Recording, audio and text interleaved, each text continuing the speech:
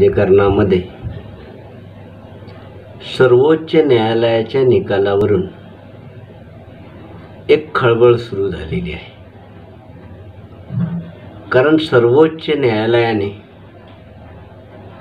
महाराष्ट्र शासनाने मराठा समाजाला SCBC अंतर्गत आरक्षण देण्यासाठी जो कायदा केलेला होता हा कायदा रद्द केला. महाराष्ट्र शासनाने न्यायमूर्ती MJ गायकवाड यांच्या अध्यक्षतेखाली जो 9 सदस्यीय मागासवर्ग आयोग नेमला होता, या आयोगाच्या शिफारशीनुसार देवेंद्र फडणवीस सरकारने मराठा समाजाला आरक्षण देण्यासाठी कायदा केला. गायकवाड आयोगाने मराठा समाजाचे अ वर्ग, ब वर्ग, क वर्ग नोकरींमध्ये प्रमाण अत्यंत कमी आहे. तसंच मंत्रालयामध्ये देखील लोकसंख्येपेक्षा प्रमाण कमी आहे. IAS IPS दर्जाच्या ज्या नोकऱ्या आहेत किंवा परीक्षेचे उत्तीर्ण होण्याचं जे प्रमाण आहे त्याच्यामध्ये देखील मराठा समाजाचं लोकसंख्येपेक्षा खूप कमी प्रमाण आहे. तसंच विद्यापीठीय, तांत्रिक, इंजिनिअरिंग, मेडिकल, संशोधन आणि उच्च शिक्षणात मराठा विद्यार्थ्यांचं प्रमाण जे आहे ते अत्यंत कमी आहे. म्हणून मराठा समाज हा सामाजिक आणि शैक्षणिकदृष्ट्या मागासलेला असल्याकारणाने या समाजाला आरक्षण देण्याची शिफारस राज्य मागासवर्ग ने केली होती. आणि या शिफारशींच्या आधारावर महाराष्ट्र शासनाने कायदा करून मराठा समाजाला नोकरी आणि शिक्षणामध्ये 16% आरक्षण दिलं. या कायद्याला सर्वप्रथम उच्च न्यायालयात आव्हान देण्यात आलं. उच्च न्यायालयाने राज्य शासनाने केलेला कायदा मान्य केला, परंतु आरक्षणाचं प्रमाण कमी केलं. नोकरीमध्ये 13% आणि शिक्षणात मराठा समाजाच्या 12% आरक्षणाला मान्यता दिली. मुंबई उच्च न्यायालयाने जो निर्णय दिलेला होता, या निर्णयाला वकील C. गुणवंत सदावर्दे आणि जयश्री पाटील यांनी सर्वोच्च न्यायालयात आव्हान दिलं. सर्वोच्च न्यायालयात या प्रकरणाची अनेक दिवस सुनावणी सुरू होती. सर्वोच्च न्यायालयाने सर्व पक्षांची म्हणजे राज्याची, केंद्राची, वेगवेगळ्या राज्यांची, याचिका दाखल करणाऱ्या पक्षांची सर्वांची बाजू ऐकून घेतल्यानंतर मराठा आरक्षण जे आहे ते मराठा आरक्षण रद्द केलं. आता मराठा आरक्षण रद्द केल्यानंतर महाराष्ट्रामध्ये चर्चा सुरू झाली की तामिळनाडू राज्य जे आहे, या तामिळनाडू राज्यामध्ये 69% आरक्षण असून देखील तिथलं आरक्षण का रद्द झालं नाही. म्हणून महाराष्ट्रामधले अनेक लोक मराठा आरक्षणाची तुलना तामिळनाडू राज्याच्या आरक्षणाशी करतायत. पण हे लक्षात घेणं गरजेचं आहे की तामिळनाडू राज्यामध्ये OBCंना 50%, SC STंना 19%, असं 69% आरक्षण 1980 पासून सुरू आहे. नोव्हेंबर 1992 मध्ये इंदिरा साहनी विरुद्ध भारत सरकार खटल्याचा निकाल देताना सर्वोच्च न्यायालयाने आरक्षणाची मर्यादा 50% इतकी निश्चित केलेली आहे. आणि या निकालामुळे तामिळनाडूचं जे आरक्षण आहे 50%च्या पुढे जाणारं, याच्यावर आक्षेप घेतला गेला. त्यावेळेस तामिळनाडू सरकारने आरक्षणाला संरक्षण देण्यासाठी 1994 मध्ये कायदा केला. आणि तामिळनाडू सरकारने जो कायदा केला, या कायद्याला तामिळनाडूतले सर्व राजकीय पक्ष आणि आमदार खासदारांनी पाठिंबा दिला. आणि या सर्व आमदार खासदारांनी एकमुखी मागणी केली की तामिळनाडू सरकारने जो केलेला कायदा आहे हा कायदा केंद्र शासनाने नव्या परिशिष्टात समावेश करावा अशी मागणी केली आणि केंद्र सरकारवर दडपण आणून केंद्र सरकारला हा कायदा नव्या परिशिष्टात समावेश करण्यास भाग पाडले. तामिळनाडू सरकारने केलेला कायदा नव्या परिशिष्टात असल्यामुळे त्याला न्यायालयात आव्हान देता येत नाही, कारण नव्या परिशिष्टातील कायदे जे आहेत हे न्यायालयीन पुनर्विलोकनाच्या कक्षेबाहेर आहेत. म्हणून तामिळनाडूचा कायदा हा अपवाद मानला जातो, कारण इंदिरा सानी खटल्याचा निकाल येण्याच्या कितीतरी आधीपासून म्हणजे 1980 पासून हा कायदा जो आहे तो कायदा अस्तित्वात होता. म्हणून तामिळनाडू सरकारने जे मागासवर्गीयांना आरक्षण दिलेलं आहे त्याची तुलना महाराष्ट्राच्या आरक्षणाची होऊ शकणार नाही, कारण तामिळनाडू सरकारने सामाजिकदृष्ट्या सर्व मागासलेल्या वर्गांना एकाच आदेशानुसार आरक्षण दिलेलं आहे. तसंच आरक्षणाबद्दल तिथल्या सर्व राजकीय पक्षांची भूमिका सारखी आहे.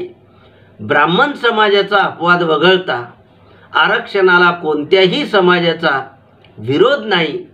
तसंच तामिळनाडू हे जे राज्य आहे या राज्यामध्ये खुला प्रवर्ग जो आहे त्या खुल्या प्रवर्गातील लोकांची संख्या अत्यंत कमी आहे. या उलट महाराष्ट्रामध्ये खुल्या प्रवर्गाची संख्या ही जवळपास 33% आहे, कारण महाराष्ट्राच्या एकूण लोकसंख्येमध्ये मुस्लिमांची संख्या 11% आहे, ब्राह्मणांची संख्या 4% आहे, शीख, ख्रिश्चन, जैन, मारवाडी, शिंदी, पारशी हे सर्व मिळून 4% जे आहेत ते 4% आहेत. कोमटी आणि राजपूत समाजाची संख्या 4% आहे आणि महाराष्ट्रात जवळपास 10% लोक परप्रांतीय आहेत.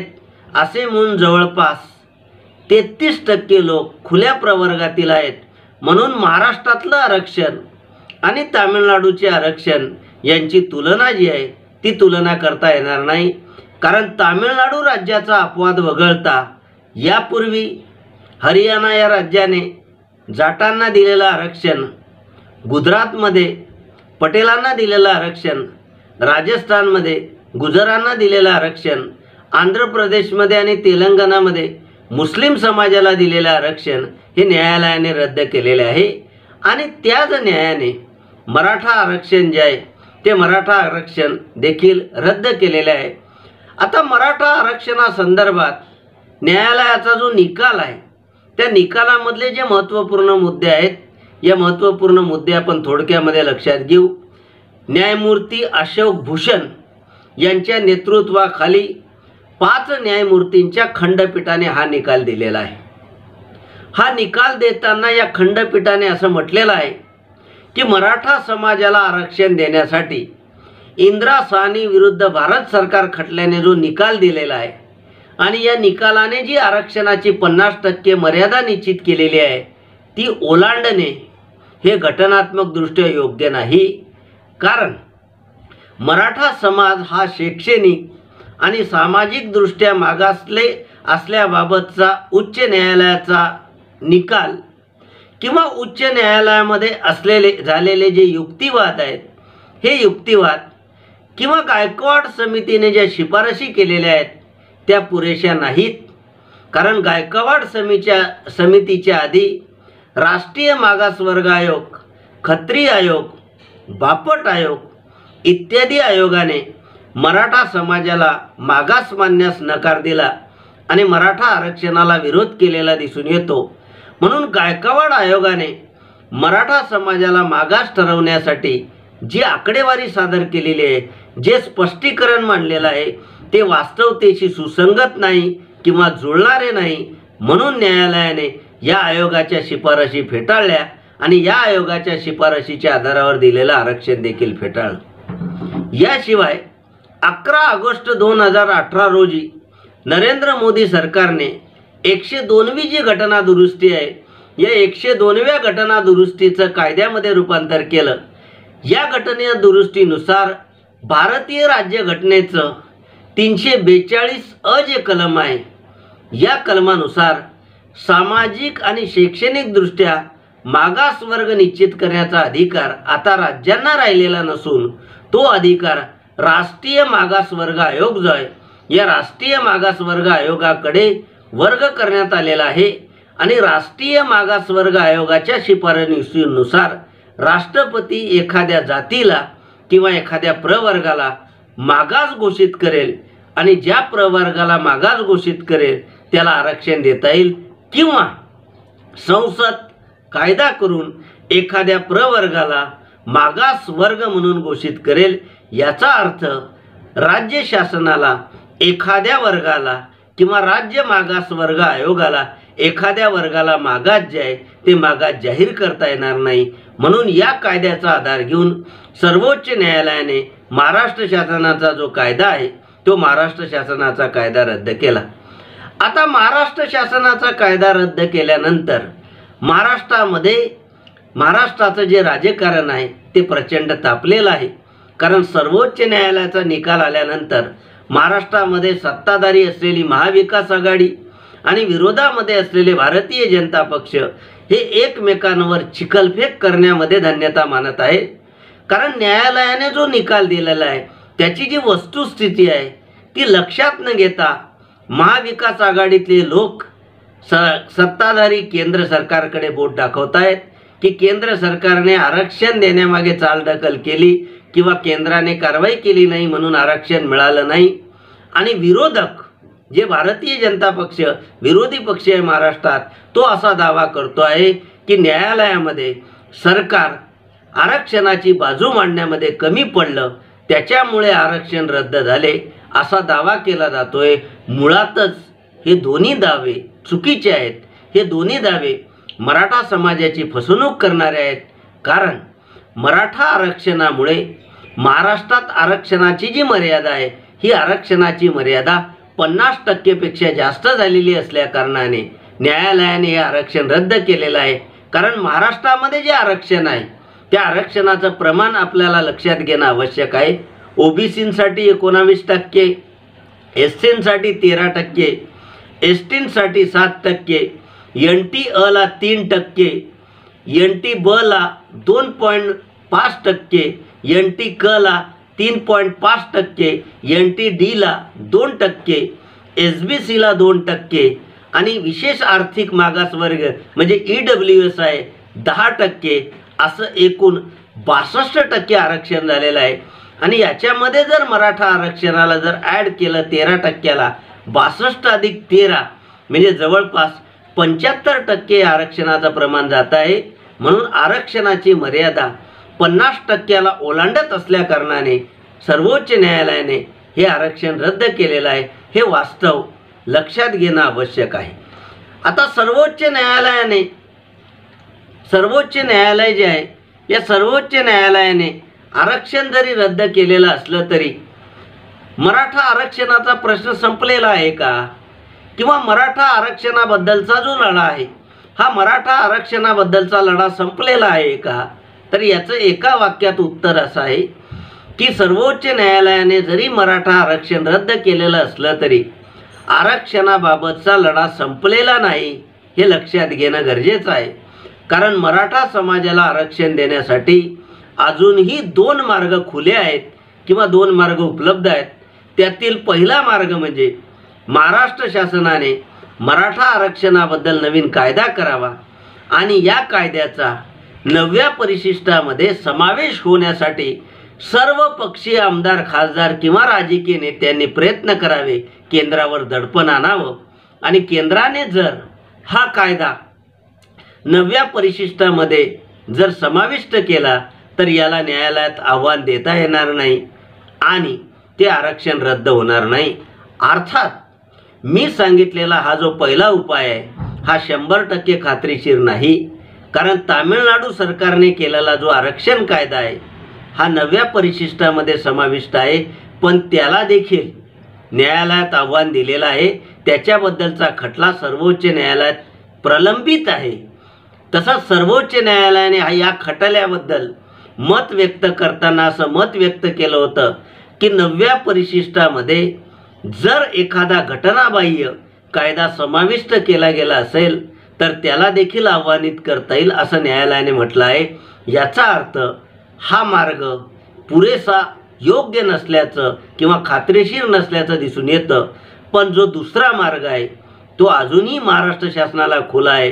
तो म्हणजे मराठा समाज हा खऱ्या अर्थाने शैक्षणिक आणि सामाजिक दृष्ट्या कसा मागासलेला आहे हे राष्ट्रीय मागासवर्ग आयोग जो आहे त्या राष्ट्रीय मागासवर्ग आयोगाकडे सिद्ध करणे ही महाराष्ट्र शासनाची आणि महाराष्ट्राच्या राजकीय पक्षांची कसोटी आहे.